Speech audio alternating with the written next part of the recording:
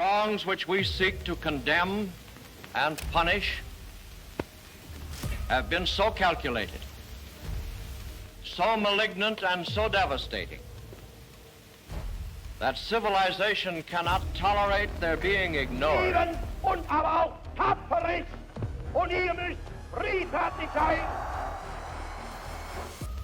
Because it cannot survive their being repeated.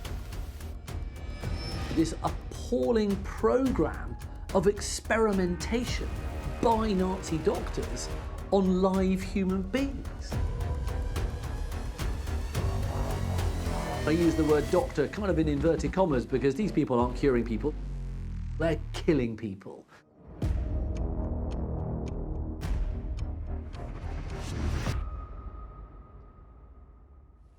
Wenn wir in der Partei durch unser aller Zutun die höchste Verkörperung des nationalsozialistischen Gedankens und Wesens verwirklichen, wird sie eine ewige und unzerstörbare Säule des deutschen Volkes und Reiches sein.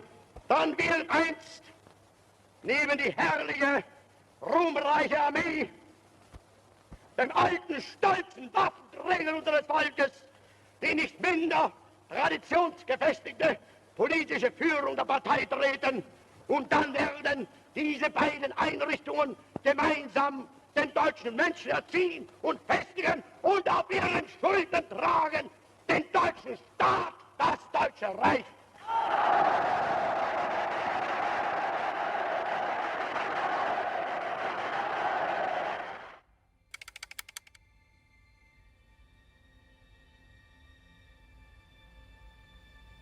Jews were not allowed to walk on the pavements, they had to walk in the gutters.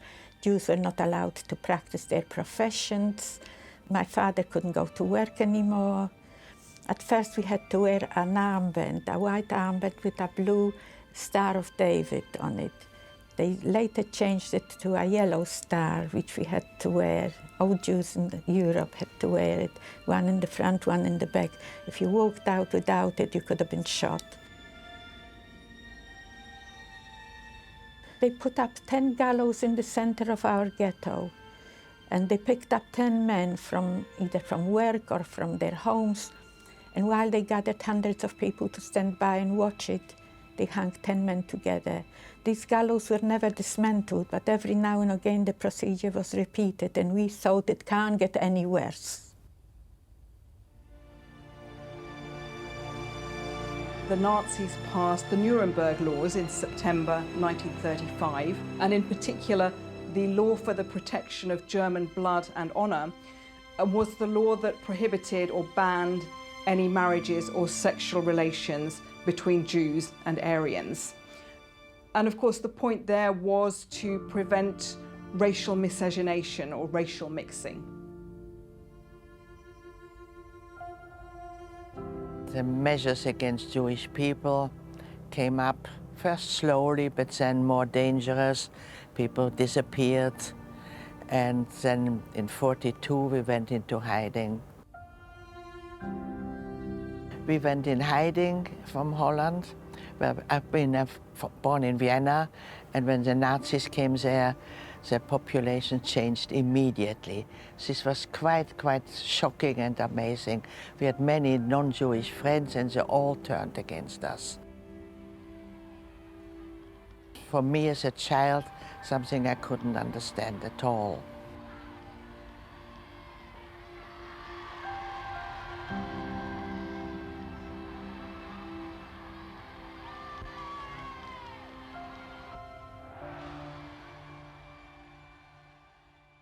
I remember one incident, a shoemaker that lived not far away from us. They went into him, barely made a living, and stabbed him to death.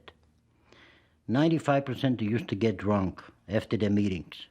This was a party, and then they went out just beating up Jews. They used to throw stones in windows, breaking windows, and this kind of thing. But mainly the people were locked up, and they were in their houses, in their apartments, and everybody didn't go out at the time when they knew that they're going to have a meeting. So this was the kind of a life that you went through day after day. There was this concept called racial hygiene, which sounds as basically as disgusting as it was. It's this idea that you have a race of pure people. With the Nazis, it was meant to be pure Aryans. That was the word they used for sort of kind of basically tall white people. And they didn't want their race, the Aryan race, to be sullied, if you like, by people from other races. So the whole idea of different races breeding with each other was seen as being kind of, you know, medically totally objectionable. It was, you know, racially unhygienic. The Nazi regime was concerned to create a pure national community. And in order to do so, it enlisted the help of medical professionals, so doctors, physicians, psychiatrists, also demographers, population policy experts, in order to create the perfect society that it wanted to create. So it really harnessed the skills and the expertise of the medical profession and drew the medical experts very closely into the remit of the regime. You only had to walk into any university library in Germany and go to the medical section and see journal after journal and book after book about this whole idea of racial purity, combating hereditary diseases. And so the medical profession looked at what Hitler was doing, looked at what the Nazis were doing and going, this is great, this is exactly where medical philosophy in Germany is taking us. This is what we want to happen. You know, in other countries such as Britain and the United States, people were far more wary of this idea of kind of trying to breed out weakness. They didn't necessarily think it was that humane, because it really isn't.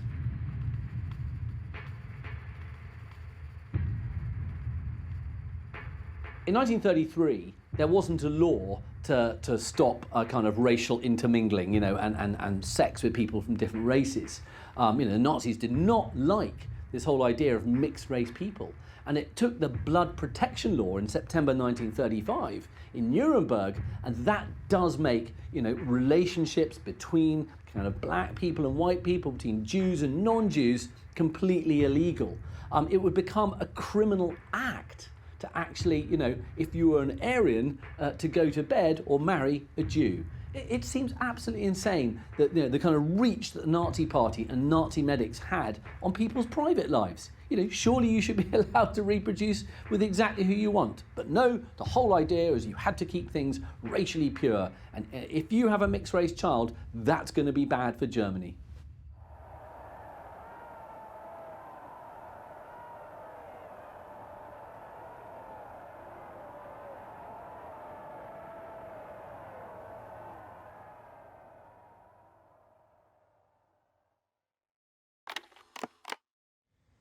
I don't think that anybody, even us in Auschwitz, wanted to feel like a piece of meat. And we have been reduced, in this case, to a mass of breathing, living cells. So much of the detail of the experiment, I still do not remember, because the only way I could cope with it is by blocking it out. I would let my mind just take off into other directions.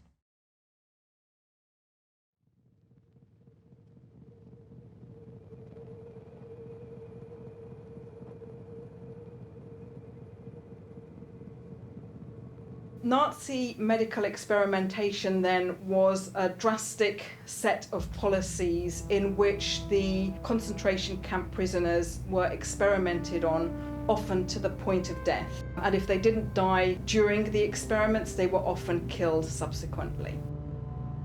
This has been something of a taboo subject, so in terms of questions of medical ethics and medical research, such difficult moral questions, of course, but I think that perhaps this particular episode in a very dark history of the whole of the Third Reich is less well known and less well understood, perhaps reflecting an unwillingness to come to terms or to address what was essentially Nazi murderous science.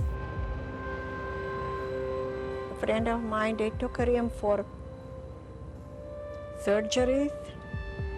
She came back in the afternoon, and she was really I mean, we thought that she lost her mind. I mean, the pain was so terrible. And she was still bleeding, you know, when they pushed her out from the hospital. And then she said, they won't do that to me again. And she started running. Before we knew it, there she was. Yeah, she went to the fence. She couldn't tolerate the pain. What they did, they took you in and they inflicted wounds on you, and then to see how it would heal if soldiers were wounded like that, if there is a way how to. One of the other kind of hallmarks of Nazi medicine, if you like, is not just involuntary euthanasia and killing the incurable, life unworthy of life, getting rid of it. It's also this appalling program of experimentation by Nazi doctors on live human beings. It's no accident in the SS, you know, Heinrich Himmler's kind of elite core of evil, really, there's no other way of putting it. The profession that had the most representation in the SS was the medical profession. Doctors joined the SS in their droves. Some of the most well-known of the Nazi doctors were Josef Mengele, most known at Auschwitz. Also Dr. Sigmund Rasche, who conducted freezing and high-altitude experiments, among other experiments, at Dachau. Klaus Karl Schilling, who conducted malaria experiments at Dachau. Karl Klauberg, a gynecologist at Auschwitz who used hundreds of female prisoners to conduct artificial insemination and mass sterilization. And Karl Vernet, who was involved in hormone research and was particularly interested in experimenting on homosexual men to see if he could cure them. Today, there are a lot of people who regard, you know, frankly, experiments on animals, you know, morally objectionable. Well, how about if you were kind of experimenting on living human beings? And that is what takes place in so many concentration and extermination camps all over the Third Reich.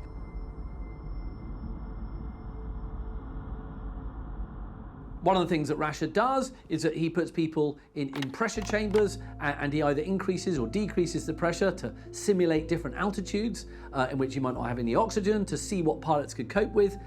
And there is footage. You can see these poor, you know, men, usually, and they're in agony because the pressure is either too little or too much in these chambers, and their bodies are screaming out. They're literally screaming out. Or they're put into freezing water and they're basically made to get hypothermia. And, you know, what is this teaching anybody? If you get into freezing water, you're going to get very cold and then you're going to die. Everybody knew that before Sigmund Rasche's doing it in Dachau. How can this be medically acceptable? What, with a stopwatch, you're just going to murder someone and that's going to teach you about what the human body can endure? Where does that end? You're murdering someone. And the whole idea, Rasche would turn around and go, this person's not important, this person's unworthy of life anyway, so we might as well use his living body to gain some more data for our wonderful Nazi medical experiments. And, you know, he kills about 300 people of hypothermia alone. You know, how is that medically useful? That's just sadism. Although we think we know quite a lot about all the sinister and extreme policies and brutalities of the Nazi regime, perhaps we understand less and know less really about the extent and the parameters and the scale of the human medical experimentation that went on in the Nazi camps.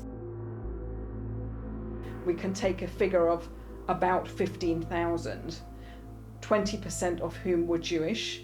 And we know that also a lot of the other experiments were on the Sinti and Roma and on prisoners of war and other political prisoners.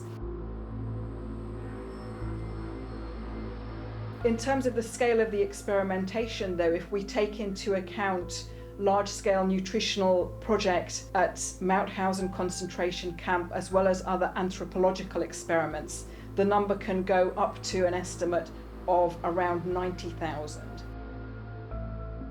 There was a sense that the sinister side and the brutal side perhaps would never be discovered.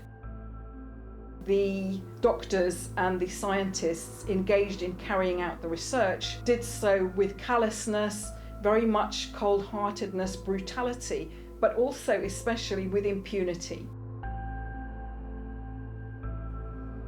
The atrocities I witness hanging, I witness shooting, I witnessed terrible beatings. I witnessed in Buchenwald where they had a hose with a regulator and had women out there by the wall, pregnant, tried to see how much pressure it takes to make a hole. I saw the pit in Auschwitz where they made soap from people. They throw in people and took the fat and make soap for the German military. Boiling water. Big pool. I mean, there's a lot of things. Sure, you don't want to talk about it because it's, I choke or I start crying or something like that. And besides, I tell you this, except people that have been in there that saw it and witnessed this, it's very hard for people even to imagine that this was there, that this happened, Taking people and throwing them in boiling water and making soap for the German army. I mean, it's knowing the pictures are there,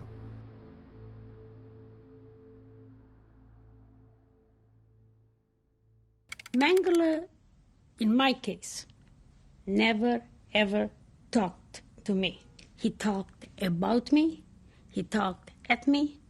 You have to realize, Mengele did not treat us as human beings. We were just his treasured experiment subjects. Now, we shouldn't really even give him the title doctor because what he did was so anti-medical, and actually the university that gave him his degree took away that degree when it discovered what he had been doing. He became very well known on the arrivals ramp at Auschwitz. So when the trainloads of new prisoners arrived, he could be seen there in a very callous and matter-of-fact manner, directing the new arrivals straight to the gas chambers or to work duties.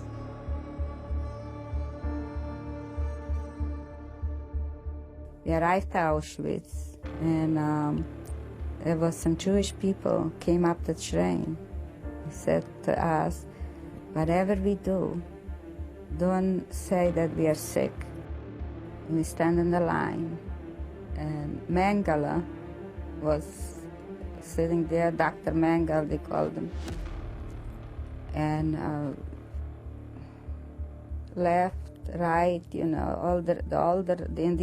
announced every young woman should take the baby, give the children to the elderly, to the mothers, to the elderly people. Then when we came in the line, Mengele, he said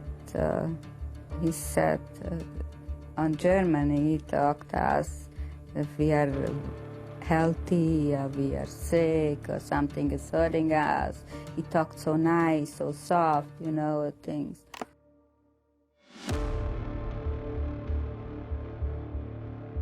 It seems that he sometimes spent time there in an off-duty capacity because he was interested particularly in twins and in people with dwarfism. So it seemed that he would just turn up and sort of have a look and see if he could pull any people out of the line who were of interest to him. Families would be separated, children would be separated from their parents, and the last they would see of their parents, would be them going off to this weird sort of building with a chimney coming out of it. What Mengele was also looking out for, and why he was particularly keen on being there to receive these new prisoners, he wanted to find twins. He was obsessed with twins.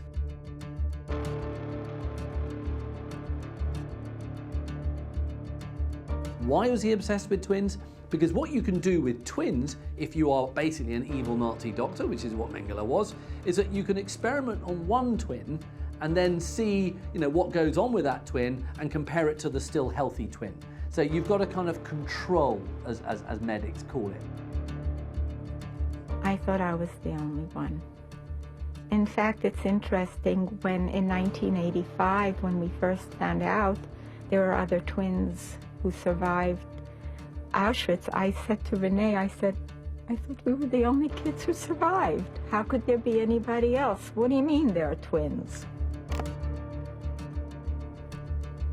So no, I had no idea that anybody else was having anything done to them. We would stand by our bunk beds with our hands behind our back, like little soldiers, for Mengele's inspection. There was we had 3 supervisors in our barrack, Blockhelteste. And one of them would stand at the front and say, "Mengele is coming!"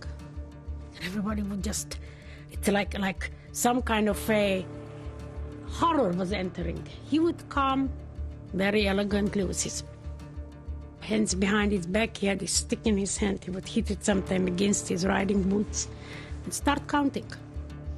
He always had at least 6 people with him, many times as many as 8 or 10. It was a big entourage. What Auschwitz represented to Mengele was an absolutely unparalleled opportunity to experiment on live human beings in a way that you simply couldn't do outside a place like Auschwitz. You've got to remember that what Mengele symbolises is the ultimate embodiment of Nazi medicine, if you like.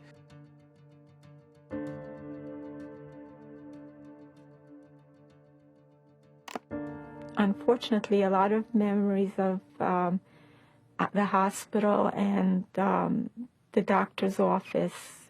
I seem to recall spending a great deal of time there. Also being in the hospital and being very sick. I know one time when I went to the doctor's office, they took blood from me, and it was extremely painful because it was from the left side of my neck. That's a strange thing to remember. I also remember having blood taken out of my finger, but that wasn't quite so bad. And I also remember having to sit very still for long periods to be measured and or weighed, or in x-rays. I remember x-rays. And injections. I remember injections. And then I'd be sick, because then I'd be in this hospital. And I remember having a high fever, because I know they were taking my temperature. Somebody was. I really got to hate doctors. I was with other, I had to think, were twins. My visits to the hospital, I don't think were anywhere near as frequent as Irene's. And I don't remember ever being invaded into my body. The only thing I remember them doing to me is measuring. And I do remember the Röntgen, the X-ray, I guess it was, Röntgen. I remember that name, they used Röntgen a lot, and had to stand still or sit still for a very long time for this process to take place. And it was cold wherever you were. But that was just about the experience with the hospital, very minimal compared to Irene's.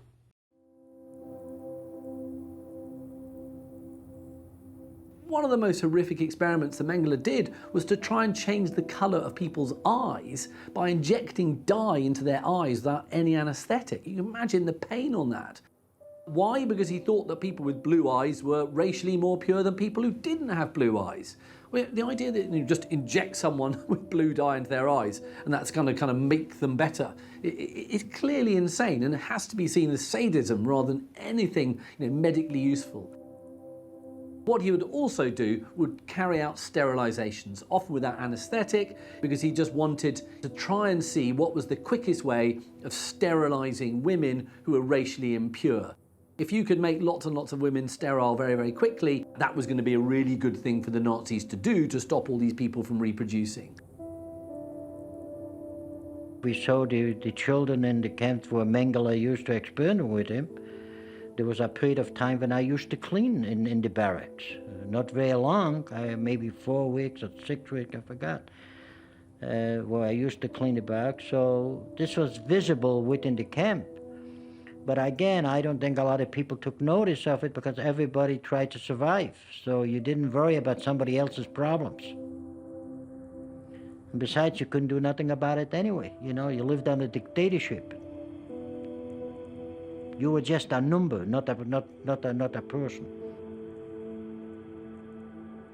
You know, I remember times when death was a luxury, which literally you envied the people that were dead. You envied them. I done it many times. Because he no longer has to go through this ordeal. He doesn't have to suffer, he's finished. So dying was a luxury. In a very grim way, you know, what Mengele thought he was doing was completely correct. And what he has in a place like Auschwitz is living human material he can experiment on. Under normal circumstances, no, you're not experimenting on living human beings, but these people are largely Jews, they're not worthy of life. And so if you no longer see these beings as human beings, it becomes very easy for someone like Mengele just to think of them as, you know, like kind of lab rats.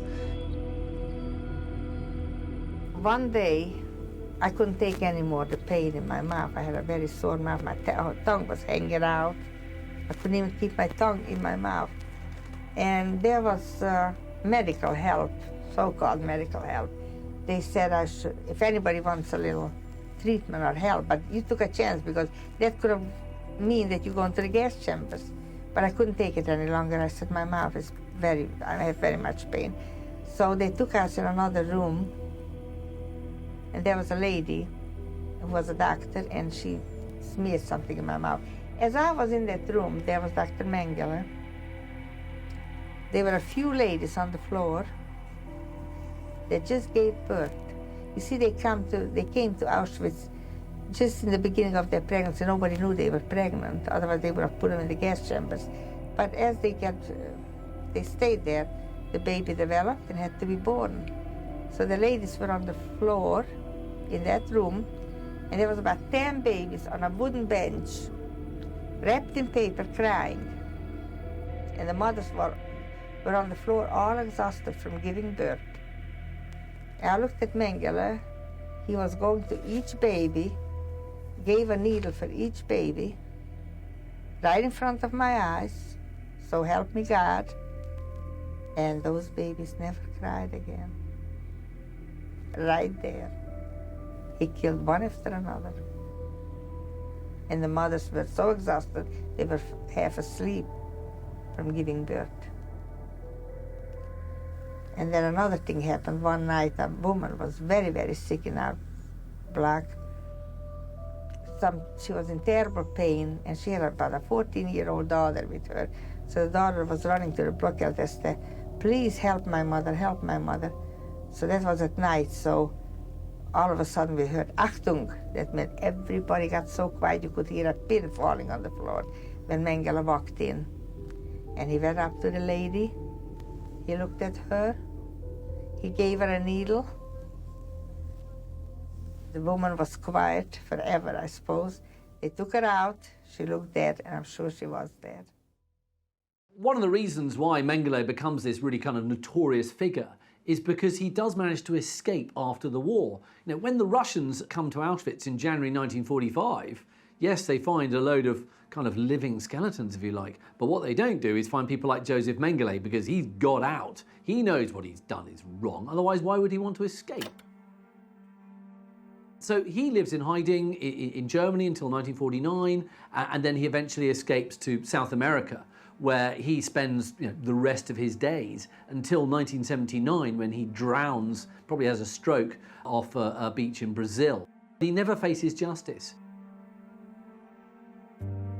What's really chilling about Mengele is that throughout the rest of his life, he always would justify what he had done in Auschwitz. He had always thought he had done the morally correct thing. And in fact, he meets his son, Rolf, in 1977. This is 2 years now before Mengele dies, and he's in his late 60s. And Rolf starts asking questions. Look, Dad, why did you do this in Auschwitz? Why did you experiment with people? Why did you kill people? And Mengele would go through to 2 different stages. First of all, he would kind of deny that he had done many of the things that the people said he had done. And frankly, there may have been slightly an element of truth to that, because there was an enormous amount of mythologizing of what Mengele did. But when he would admit to doing some of the things, he said to Rolf, his son, I've done nothing wrong. I was saving lives in Auschwitz. I wasn't ending them. And he would see his work on the selection ramps, for starters, saying to people, well, you're going to live and you're going to die. We see that as sending people to their deaths. Mengele saw that as sending people to their continued life, because he had this attitude that everybody there was going to die anyway. So in fact, he was, kind of delaying their deaths. He was being the nice guy.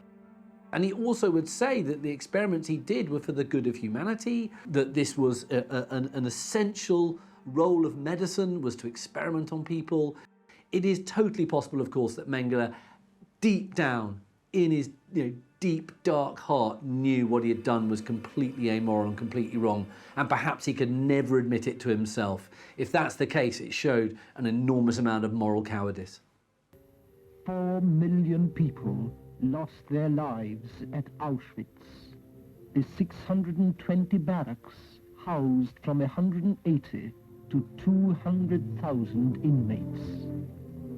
Fascist builders had designed a singular architecture for people condemned to death. There is no support. These people just absolutely full with their own misery and pain. There is no support, there is nobody, you're on your own. You're on your own with your thoughts and your pain and your misery. You're totally on your own.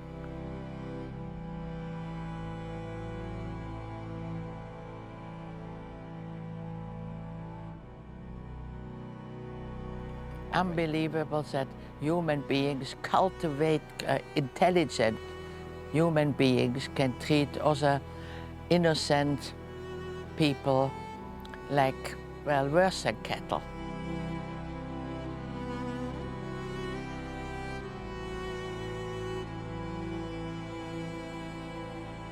One of the most kind of brutal, pointless, sadistic Nazi experiments was carried out in Sachsenhausen concentration camp on what was ominously called the shoe testing track. Prisoners were made to walk along like 25, 30 miles a day, endlessly testing various shoes until the shoes were completely worn out. And the track had lots of different types of surfaces on it. And of course, it was barbaric, because what you do is you're making them walk or run for hours at a time until these people collapse. Doesn't matter how hot it is. And of course, the shoes would wear thin. It didn't matter because their feet would end up sort of bloodied. And people would just be kind of almost walked to their deaths or made to run to their deaths just to test shoes. In the wounding experiments, the doctors took perfectly healthy human beings and inflicted injuries upon them that were supposed to replicate war wounds. And they deliberately introduced foreign objects like pieces of wood, as well as deliberately introducing infection and bacteria to the wounds as well. As far as the practitioners were concerned and the perpetrators, they could somehow justify to themselves the viciousness and the callousness and brutality of these experiments by somehow arguing that they were vital and important for the future of the Aryan race, for the future of science. Even the Nazis had enough of a moral compass to know that what they were doing ultimately was wrong. Other cultures, other societies, wouldn't do it. And Himmler makes this very famous speech in a place called Posen, in which he tells the assembled kind of SS there that what we've got to do, what our generation's got to do, it's distasteful, it's horrible, killing all these people is going to be a really hard and tough thing to do. But actually, humanity is going to thank us, in centuries and millennia to come, that we've got rid of these people. Wir haben das moralische Recht, wir haben die Pflicht, unserem Volk gegenüber das zu tun. Dieses Volk, das uns umbringen wollte, umzubringen. Wir haben aber nicht das Recht, uns auch nur mit einem Feld, mit einer Mark, mit einer Zigarette, mit einer Uhr, mit sonst etwas zu bereichern.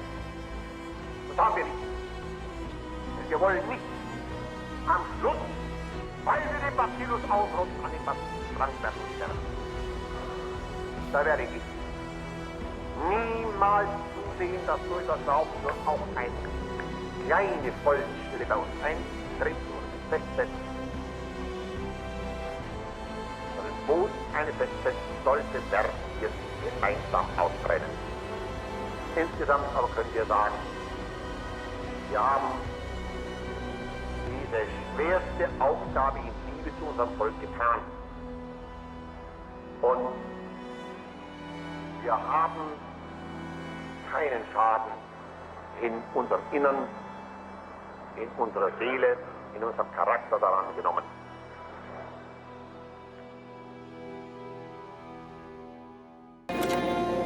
Today, in the waning weeks of the European war, the world sees proof of acts of savagery unparalleled in history.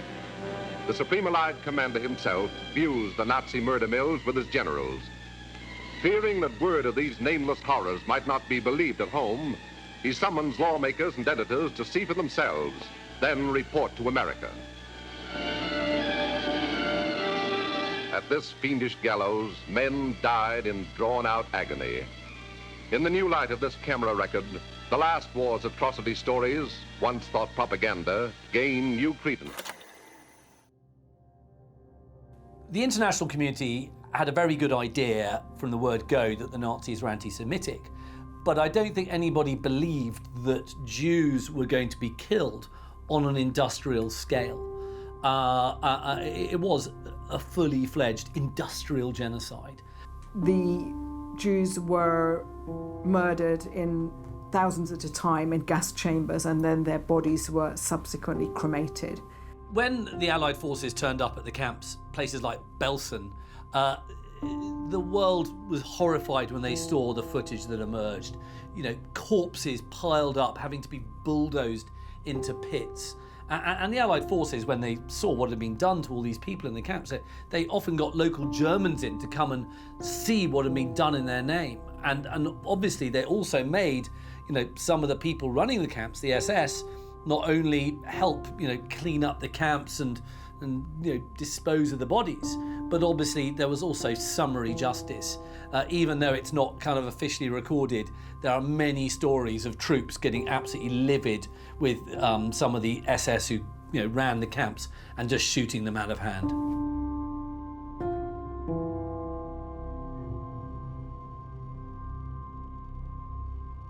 The question of how much the Germans knew about what had happened to the Jewish population is very complex. So certainly they knew that their Jewish compatriots were disappearing, being taken away.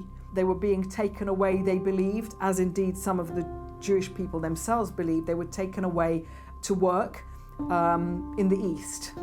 During the war, word leaked out from people who had escaped some camps. There were aerial pictures taken of places like Auschwitz. So, by the middle of the war, the world at large had a very good idea that this slaughter was being carried out on an industrial scale. Yes, some rumours did circulate back from soldiers on leave, and other information did filter back to the Reich, but the German population was busy with facing its own war, dealing on a day-to-day basis with the course of the war, Allied bombings, rationing, food shortages. It took a long time for the German people to really come to terms with what had been done in their name. I think a lot of German people throughout the war had more than an inkling, but I don't think they knew the extent of the savagery of what went on, behind those miles upon miles of barbed wire. There was a deliberate policy on the part of the Nazis that this extermination should take place not on German soil. So these death camps were all in Poland, so they were out of the direct line of vision of the German population. You know, as well as places like Auschwitz, which were relatively easy to keep quite secret, what people also knew about from troops returning from the front, and especially from the Eastern Front, was the Einsatzgruppen, the mobile killing squads that went behind the German lines, killing anybody they regarded as being an enemy of the Third Reich, such as Jews and communists and so on. And the Einsatzgruppen killed millions of people, and it was impossible to keep that quiet. So once again, there had been some knowledge, but limited knowledge, about the extent of what the Nazi regime was putting into place in terms of this genocide that was taking place in the death camps. When the Germans fully appreciated what had been done in their name by the Nazis, it took a very long time for that to sink in. If you look at public opinion polls carried out in the 40s and the 50s in Germany, there was still a lot of residual affection for Nazism. It was felt that this was something that had made Germany great again. It was something that had got things moving and done. Yes, there had been excesses, the small matter of the Holocaust, clearly. But some people in Germany were willing just to say, if we can divorce the kind of genocide bit from Nazism, you know, is Nazism so bad? So there was still this sort of kind of, I'm not saying all Germans, I mean, but a minority of Germans were still, you know, affectionate towards Nazism and towards Hitler. But I think, yes, ultimately, when it was shown quite how evil Nazism was and the German people fully appreciated it, then, yes, the opinion of Hitler was not quite so positive. Well, as you get older, I thought as older you get, you forget what happens. And it worked quite different. The older you get, the more it works on you, the more guilty you feel that you are alive, or how did you really survive, or your family becomes more important to you. Generates the feelings of revulsion, something you just cannot imagine or take in.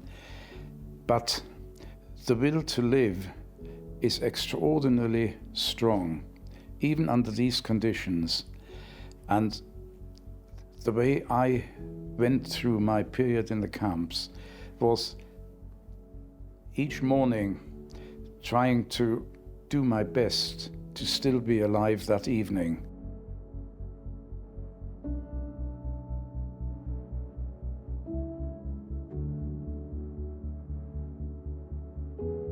It's very disturbing, of course. It's very painful, you know. I live today with nights that I don't sleep, wondering what went through their mind before they're dead, what they felt, what they were thinking of. Because it didn't take very long to know, you know, you go into the gas chamber, it took a minute and a half, 2 minutes, you start choking. You're still a little bit conscious till you're dead. And this is a very pretty fast process, but a very slow one. When you suffer, 30 seconds is a year. And the screaming and the hollering is still ringing in my ears. Doesn't go away. It'll never go away.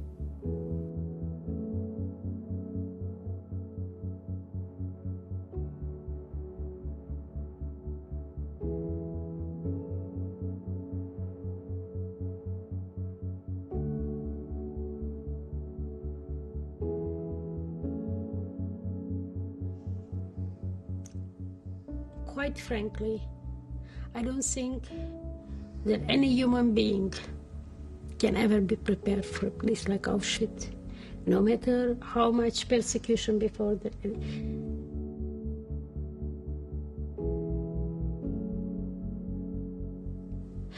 I thought for a while it seemed like I am watching something that it's not really relating to me. I was numb. I closed my eyes and I thought maybe this is a nightmare. And if I close them and open them up again, maybe the whole thing will disappear.